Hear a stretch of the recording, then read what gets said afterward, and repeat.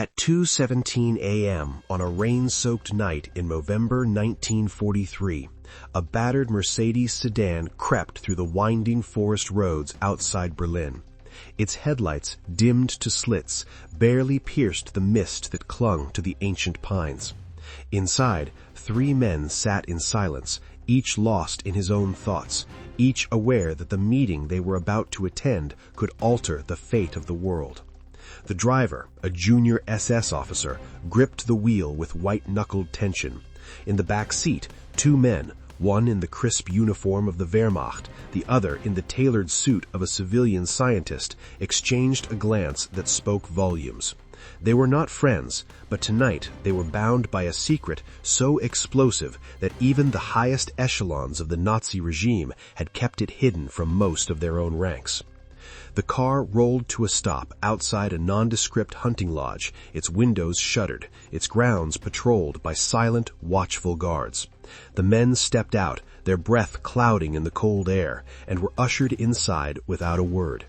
In a small, wood-paneled room, a fire crackled in the hearth, casting flickering shadows on the faces of the men already assembled. Among them sat Heinrich Himmler, his pale eyes unreadable, and Albert Speer, the Reich's Minister of Armaments, his expression grave. The scientist, Dr. Otto Hahn, felt a chill that had nothing to do with the November air. He had been summoned here not as a guest, but as a witness to history. The meeting began without preamble. Himmler's voice, soft but steely, cut through the silence. "Gentlemen, what you are about to hear does not leave this room. The Führer himself has authorized this project. Its success or failure will determine the outcome of the war." He gestured to Speer, who unrolled a set of blueprints on the table. The men leaned in, their faces illuminated by the firelight and the promise of something extraordinary. What they saw was not a new tank, nor a secret rocket, but a device so revolutionary that it seemed to belong to the realm of science fiction. It was, in essence, a bomb, one unlike any the world had ever seen. The project was codenamed Uran-Projekt, the Uranium Project, and its goal was simple: to harness the power of the atom and unleash it upon Germany's enemies. The Allies, they believed, would be brought to their knees by a single devastating blow. But the path to such a weapon was fraught with peril. The science was unproven, the resources scarce, and the risks incalculable. Yet, as the men in that room understood, desperation breeds innovation. The war was turning against Germany. The Red Army was advancing from the east, the Allies from the west. The Reich needed a miracle. As the meeting continued, Dr. Hahn listened with a mixture of awe and dread. He had been at the forefront of nuclear research since before the war, his experiments in Berlin's laboratories laying the groundwork for what would become the atomic age.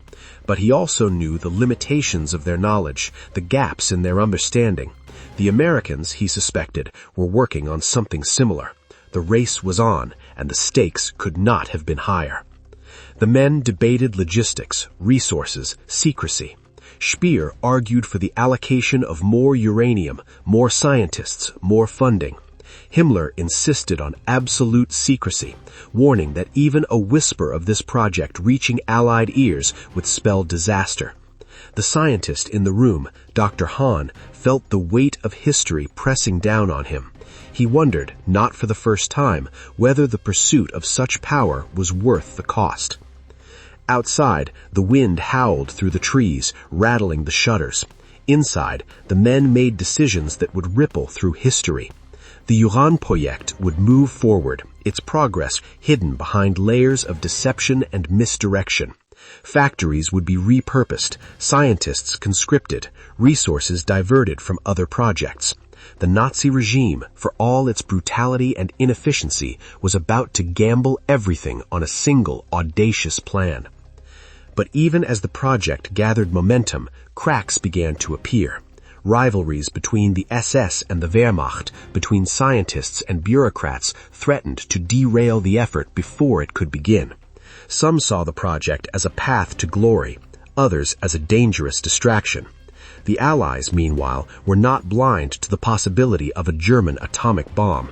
British and American intelligence agencies launched their own investigations, desperate to uncover the truth behind the rumors. In the months that followed, the Uran-Projekt became a shadow war within the greater conflict. Laboratories in Berlin, Leipzig, and elsewhere buzzed with activity, their work shrouded in secrecy. Scientists like Werner Heisenberg, Kurt Diebner, and Carl Friedrich von Weizsäcker debated theory and experiment late into the night, their calculations scribbled on blackboards and scraps of paper. The line between genius and madness grew thin. Yet, for all their efforts, progress was agonizingly slow. The science was sound, but the engineering was daunting. Uranium was scarce, heavy water even scarcer. The Allies, through a combination of luck and daring, managed to sabotage key supply lines, blowing up the Norsk hydro plant in Norway and disrupting shipments of critical materials. Every setback was a blow to German hopes, every delay a victory for the Allies. Still, the dream persisted. In the spring of 1944, as the Allied bombers pounded German cities and the Red Army closed in on Berlin, the Uran-Projekt's leaders made a fateful decision. If they could not build a bomb in time to win the war, they would at least create the illusion of one. A campaign of deception was launched, designed to convince the Allies that Germany was on the brink of unleashing a weapon of unimaginable power. Fake documents were planted, rumors spread, double agents activated. The world held its breath. And so, as the war entered its final desperate phase, the secret Nazi plot that almost changed the war forever teetered on the edge of reality and myth. The men who had gathered in that hunting lodge months before could only watch as events spiraled beyond their control. The fate of the world hung in the balance, and the outcome was anything but certain. The story of the Uran Project was not just a tale of secret meetings and shadowy laboratories. It was a story of people, of ambition, rivalry, fear, and hope. At its heart were the scientists, men who had once been colleagues and friends, now divided by war and ideology. Werner Heisenberg, the brilliant physicist who had won the Nobel Prize before the age of 30, found himself at the center of the storm. Heisenberg was a patriot, but not a Nazi. He believed in the power of science to transform the world, but he also understood the moral abyss that yawned before him. Each day, as he walked the corridors of the Kaiser Wilhelm Institute, he wrestled with questions that had no easy answers. Heisenberg's relationship with the regime was fraught. The SS distrusted him, suspecting him of insufficient loyalty. Some of his colleagues whispered that he was deliberately slowing the project, sabotaging it from within. Others believed he was simply cautious, unwilling to promise what he could not deliver.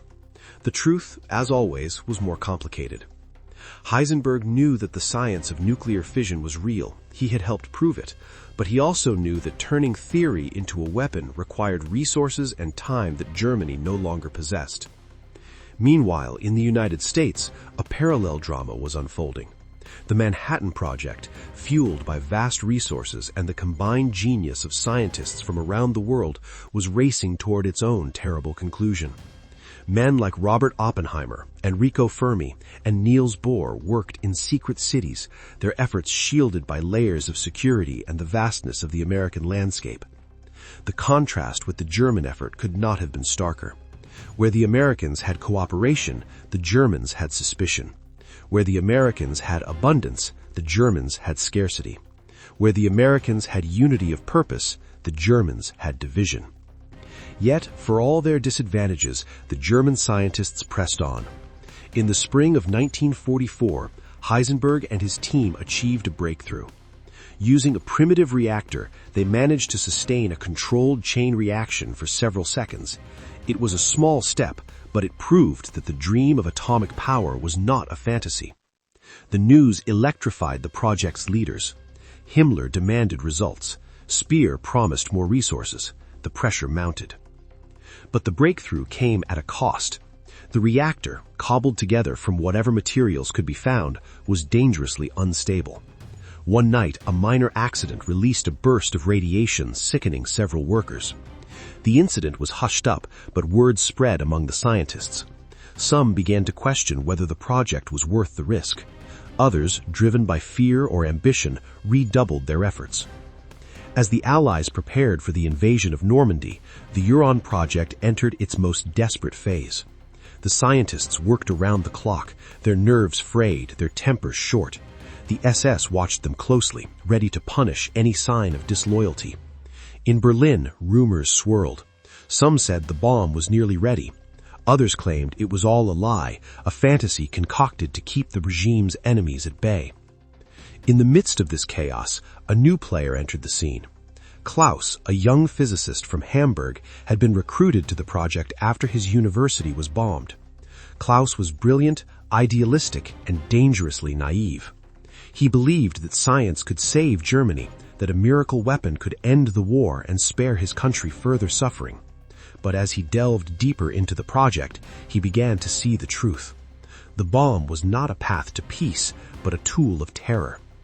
The more he learned, the more he questioned his role. One night, as Klaus worked late in the lab, he overheard a conversation between two senior scientists. They spoke in hushed tones, their words heavy with fear. "The Americans are ahead. We'll never catch up." The other replied, "It doesn't matter. The SS wants results. If we fail, we're finished." Klaus felt a chill run down his spine. He realized that the project was not just a scientific endeavor, but a deadly game of survival. Meanwhile, Allied intelligence was closing in. British codebreakers at Bletchley Park intercepted messages hinting at a secret German weapons program. The OSS, America's wartime intelligence agency, launched Operation Alsos, a mission to track down and capture German nuclear scientists before they could fall into Soviet hands. Teams of agents fanned out across Europe, following leads, interrogating prisoners, and searching for hidden laboratories. The race was on, but the outcome was far from certain. In the summer of 1944, as the Allied troops stormed the beaches of Normandy, the Huron project reached a crossroads. The scientists faced a choice: continue their work, knowing it might never bear fruit, or sabotage the project from within, risking their lives in the process. Some chose to stay, hoping for a miracle. Others quietly undermined the effort, slowing progress, misdirecting resources, and feeding false information to their superiors. The regime, increasingly desperate, resorted to threats and violence. Several scientists were arrested, accused of sabotage or defeatism. Others disappeared without a trace. The atmosphere in the laboratories grew tense, the sense of impending doom palpable. Yet, even as the project faltered, the myth of the Nazi superweapon persisted. Allied leaders feared that Hitler might unleash a doomsday device in a final act of desperation. The world watched and waited, the shadow of the bomb looming over every battlefield. In the end, the Huron project was a story of what might have been. The Germans came close, closer than most people realized, but in the end, they fell short. The reasons were many: lack of resources, internal divisions, Allied sabotage, and the sheer complexity of the task. But the legacy of the project endured. The scientists who survived the war carried their knowledge into the post-war world, shaping the nuclear age that followed. As the war drew to a close, the secrets of the Huron project began to emerge. Allied investigators uncovered hidden laboratories, seized documents, and interrogated captured scientists. The truth was both reassuring and terrifying. The Nazis had come within sight of the bomb, but they had not crossed the finish line. The world had been spared, but only by the narrowest of margins. At this point, if you respect the bravery and sacrifice of your country's soldiers, don't forget to honor their courage in the comments. The end of the war did not bring an end to the questions. In the ruins of Berlin, as Soviet troops picked through the rubble and Allied officers pored over captured files, the story of the Huron project became a puzzle with missing pieces. What had the Germans truly achieved? How close had they come to building a bomb, and what secrets still lay buried beneath the ashes of the Third Reich? For the Allies, the answers were urgent. The Manhattan Project had succeeded beyond its creator's wildest dreams, unleashing a force that would forever change the nature of warfare. But the specter of a German atomic bomb haunted the victors. Had the Nazis been just a step behind, or had they been further away than their propaganda suggested? The truth, as it emerged, was both more mundane and more chilling than anyone expected. In the months after Germany's surrender, teams of American and British scientists, engineers, and intelligence officers fanned out across the former Reich. Their mission was clear: find the German nuclear scientists, secure their research, and ensure that none of it fell into Soviet hands. Operation Alsos, led by Colonel Boris Pash and physicist Samuel Goudsmit, became a race within a race, a desperate scramble to gather the fragments of a shattered dream. They found laboratories abandoned in haste, equipment smashed or spirited away, and scientists who were by turns evasive, defiant, or simply exhausted. Werner Heisenberg, the project's reluctant leader, was captured in the Bavarian Alps, his notebooks and calculations seized as evidence. Otto Hahn, the discoverer of nuclear fission, was found in a small town, his spirit broken by the war's devastation. Others, like Kurt Diebner and Paul Hartek, were rounded up and interrogated, their every word scrutinized for clues. The interrogations revealed a story of ambition and frustration, of brilliance stymied by bureaucracy and fear. The German scientists had made real progress. They had built primitive reactors, conducted experiments with uranium and heavy water, and explored the theoretical underpinnings of atomic weapons. But they had also been hampered at every turn. The Nazi regime, obsessed with secrecy and control, had divided the project among rival factions, each jealously guarding its own turf. Resources were scarce, priorities shifted with the tides of war, and the ever-present threat of SS intervention cast a pall over every decision. Perhaps most crucially, the Germans had miscalculated the technical requirements for a bomb. Heisenberg and his colleagues believed that building a weapon would require tons of enriched uranium, a task far beyond Germany's industrial capacity. In reality, as the Manhattan Project proved, a bomb could be built with much less, if the right methods were used. This error, born of incomplete information and cautious conservatism, may have saved the world from a far darker fate. Yet the Allies could not be complacent. The Soviets, too, were hunting for German scientists and technology. In the chaos of occupation, some researchers slipped away, their knowledge and expertise soon to be put to work in new laboratories behind the Iron Curtain. The nuclear arms race, born in the laboratories of Los Alamos and the ruins of Berlin, was just beginning. For the German scientists, captivity brought its own challenges. In a country house in England, a group of the most prominent physicists, Heisenberg, Hahn, Weizsäcker, and others, were held incommunicado, their conversations secretly recorded by British intelligence. The transcripts, later known as the Farm Hall tapes, revealed a mix of relief, regret, and professional curiosity. When news of the Hiroshima bomb reached them, the scientists were stunned. Some expressed disbelief, others a grudging admiration for their American counterparts. The realization that they had been beaten to the punch was a blow to their pride, and for some, a source of relief. But the legacy of the Uran project was not just scientific, it was deeply personal. For men like Klaus, the young physicist from Hamburg, the end of the war brought a reckoning. He returned to a city in ruins, his family scattered, his future uncertain. The ideals that had once driven him, the belief that science could save his country, now seemed hollow. He wondered if he had been a fool, or worse, a pawn in a game he barely understood. Others faced harsher fates. Some scientists were tried for their roles in the Nazi war machine, their reputations forever tainted by association. A few, desperate to escape justice or retribution, vanished into the chaos of post-war Europe. The secrets of the Uran project, once guarded so jealously, now became bargaining chips in a new and uncertain world. Yet, even as the truth emerged, myths persisted. The idea of a Nazi superweapon, a wonder bomb that might have turned the tide of war, became a staple of post-war speculation. Books, films, and conspiracy theories flourished, each offering its own version of what might have been. Some claimed that the Germans had tested a bomb in the dying days of the Reich, or that secret stockpiles of uranium had been spirited away to South America.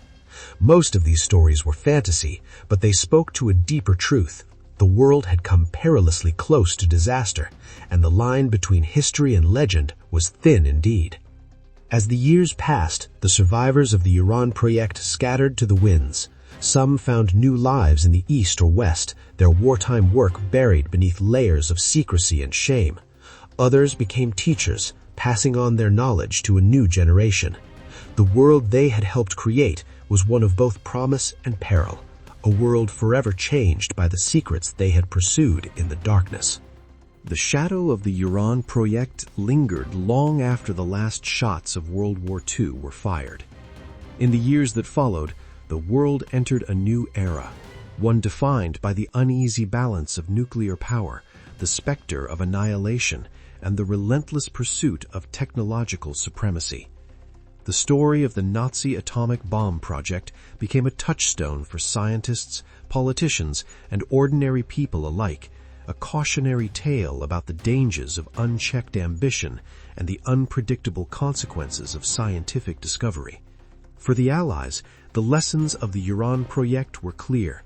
The Manhattan Project had succeeded not just because of superior resources, but because of a willingness to collaborate, to share ideas, and to trust in the expertise of scientists from many nations.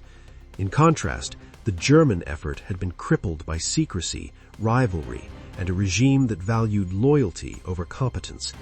The Allies understood that the future would belong to those who could harness the power of collective intelligence, not just individual genius.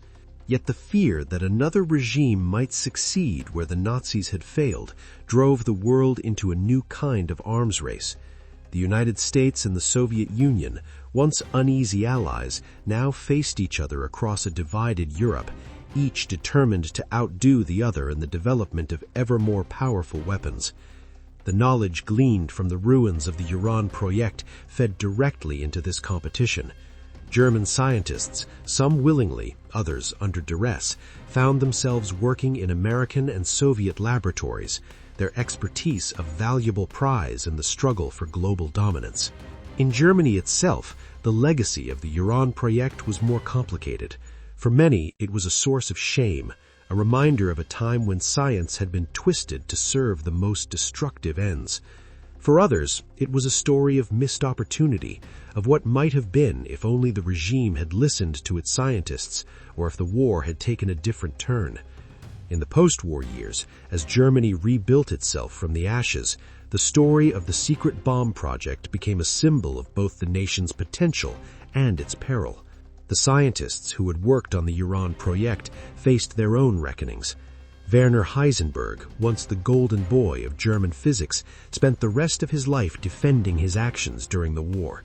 He insisted that he had never truly believed the bomb could be built in time, and that he had done what he could to slow the project's progress. Some believed him, others did not. The truth, as always, was elusive.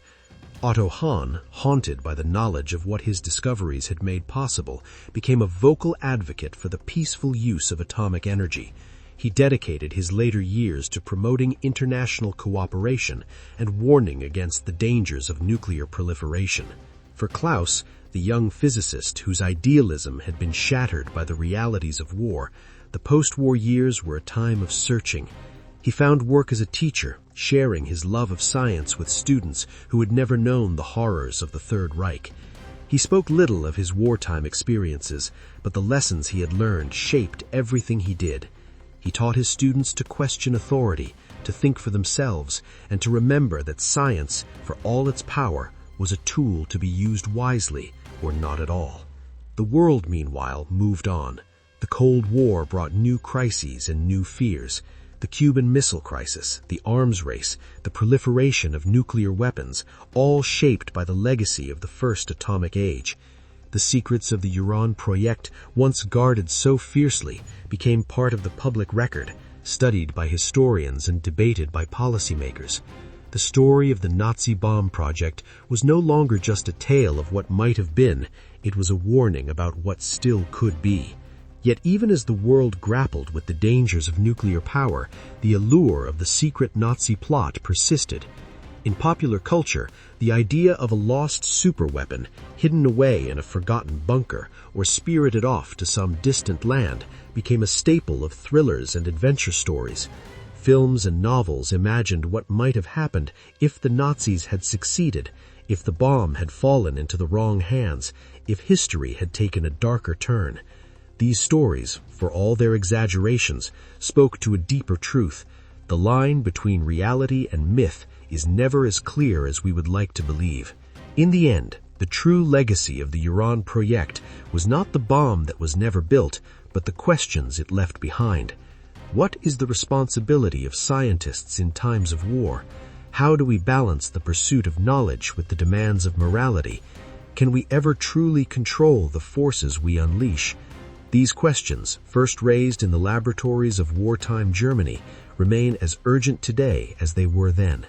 As the decades passed, the men and women who had lived through those tumultuous years grew old and passed away. Their stories, once whispered in secret, became part of the historical record. The hunting lodge where the fateful meeting had taken place fell into disrepair, its windows boarded up, its grounds overgrown. But the echoes of that night in November 1943 lingered on, a reminder of how close the world had come to disaster, and how easily it might happen again. The secret Nazi plot that almost changed the war forever was in the end a story about the limits of power. It was a story about the dangers of hubris, the unpredictability of fate, and the enduring power of human ingenuity, for good or for ill. In the quiet years that followed the war, the world's attention shifted from the ruins of Europe to the challenges of rebuilding, to the dawn of the space age, and to the uneasy peace maintained by the threat of mutually assured destruction. Yet in archives and memories, the story of the Uran project refused to fade. Historians, journalists, and even former participants continued to debate its meaning, its lessons, and its legacy. The secret Nazi plot that almost changed the war forever became more than a footnote. It became a mirror, reflecting the hopes and fears of every generation that looked back upon it. For the families of those who had worked on the project, the legacy was deeply personal. Children grew up hearing fragments of stories, half-remembered names, and warnings never to speak too loudly. Some, like Klaus's daughter, would one day find a box of old papers in an attic, letters, diagrams, a faded photograph of a young man in a lab coat, and wonder what her father had truly believed and what he had truly done. For others, the past was a burden to be carried in silence, a chapter best left closed. But for the world at large, the lessons of the Uran project were both sobering and inspiring. The project had failed, not because the science was impossible, but because the society that pursued it was fatally flawed. The Nazi regime, for all its technological ambition, was built on fear, suspicion, and the ruthless suppression of dissent. Its leaders distrusted their own experts, pitted them against one another, and squandered the very resources that might have brought their dreams to fruition. In the end, it was not Allied bombs or sabotage alone that doomed the Uran project, but the internal contradictions of the regime itself. This realization shaped the post-war world in profound ways. In the United States, the success of the Manhattan Project was celebrated not just as a triumph of science, but as a vindication of democracy, openness, and the free exchange of ideas. The lesson was clear. When scientists are trusted, when collaboration is encouraged, and when the pursuit of knowledge is guided by ethical principles, humanity can achieve wonders. But when fear and secrecy rule, even the greatest minds can be rendered powerless. The story of the Uran project also served as a warning about the dangers of unchecked ambition. The men who gathered in that hunting lodge outside Berlin had believed they could bend the world to their will, that a single weapon could decide the fate of nations. They were wrong. The power they sought to unleash was greater than any one person, any one regime. It was a force that, once set in motion, could not be easily controlled. The world would spend the next decades grappling with the consequences of that realization. As the Cold War deepened, the specter of nuclear conflict haunted every corner of the globe. The arms race that followed was in many ways the true legacy of the secret Nazi plot. The knowledge that such weapons could be built and that others might try drove nations to stockpile arsenals far beyond what was needed for any rational purpose. The world lived for decades on the edge of catastrophe, saved only by the fragile logic of deterrence and the hope that reason would prevail. Yet, amid the fear and uncertainty, there were moments of hope. Scientists who had once worked on weapons of war became advocates for peace, calling for arms control, disarmament, and international cooperation. Treaties were signed, test bans agreed upon, and for a time it seemed that the world might step back from the brink. The lessons of the WWII and of the Manhattan Project were not forgotten. They became part of the collective memory of humanity, a reminder of both our capacity for destruction and our potential for wisdom. As the last survivors of that era passed away, their stories became history, their memories preserved in books, museums, and the quiet recollections of those who had known them. The hunting lodge where it all began was eventually restored, its rooms opened to visitors who came to learn, to reflect, and to remember. The blueprints that had once promised a new world order were displayed behind glass, a testament to both human ingenuity and human folly. And so the world moved forward, carrying with it the lessons of the past. The secret Nazi plot that almost changed the war forever remained a warning, a reminder that the pursuit of power, unchecked by conscience, can lead to the brink of disaster. But it was also a testament to resilience, to the ability of people to learn, to adapt, and to choose a different path.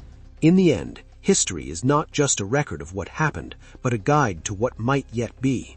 The story of the WWII project, with all its ambition, its failures, and its near misses, stands as a challenge to every generation to use knowledge wisely, to question authority, and to remember that the future is always shaped by the choices we make today. World War II is not just a record of dates and battles. It is the story of the soldiers whose bravery and sacrifice changed history. If you honor their service and courage, take a moment to leave a respectful comment below. And if you value documented, unbiased military history, subscribe to the channel.